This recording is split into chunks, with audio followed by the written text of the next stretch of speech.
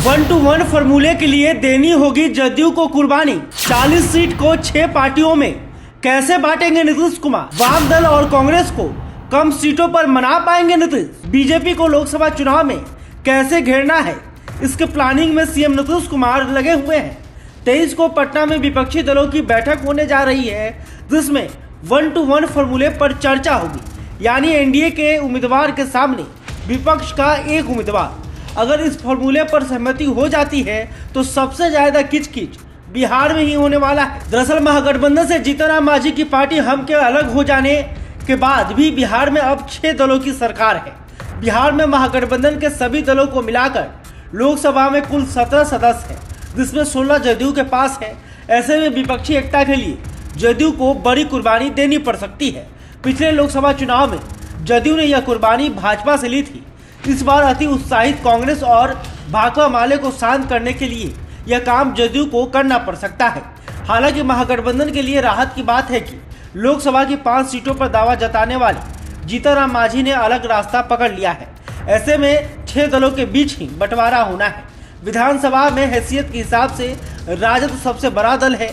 कांग्रेस को उसने पिछली बार 9 सीटें दी थी, वो भी काफी अड़ने मचकने के बाद। अंत तक कांग्रेस 11 सीटों की मांग पर अड़ी थी, लेकिन तेजस्वी यादव सहमत नहीं हो पाए थे। इस बार दोनों गठबंधनों में गड़बड़ है। पिछली बार जो इधर थे वो उधर चले आए हैं और जो उधर थे वो इधर चले आए हैं। 2019 के चुनाव में जदयू, भाजपा और रामविलास पासवान की पार्टी लोजपा एक साथ थी। सीट बंटवारे का हिसाब भी सीधा था। भाजपा और जदयू ने 17-17 बांट लिए थे। लोजपा के लिए 6 सीटें छोड़ी थी। भाजपा और लोजपा ने अपने हिस्से की सारी सीटें जीत ली थी। जदयू ने 16 सीटें जीती थी।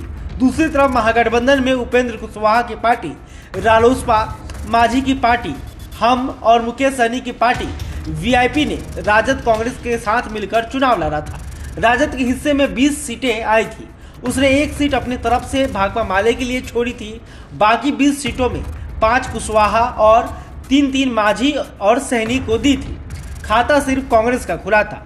शेष सभी सूल पर आउट हो गए थे। इस बार कांग्रेस और भाकपा माले को छोड़कर महागठबंधन के सारे साथी दलों ने राजद से नाता तोड़ लिया है।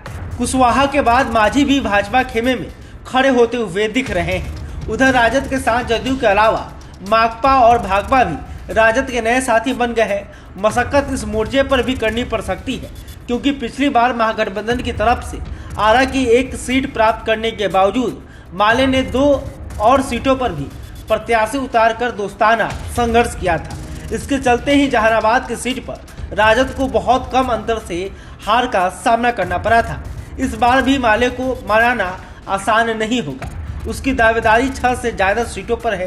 कर्नाटक की जीत के बाद अति उत्साहित कांग्रेस को भी न्यूनतम सीटें देकर समझाना बहुत मुश्किल होगा। तो 1-to-1 के फॉर्मूले पर सहमति बनती है तो नीतीश कुमार बिहार में कैसे इन दलों को संभालेंगे। महागठबंधन में जो 6 पार्टियां हैं उनके बीच सीटों का बंटवारा किस तरह से होगा, ये देखने वाली बात है। बहरहाल अभी तक आपने हमारे चैनल को सब्सक्राइब नहीं किया, तुरंत कर लें।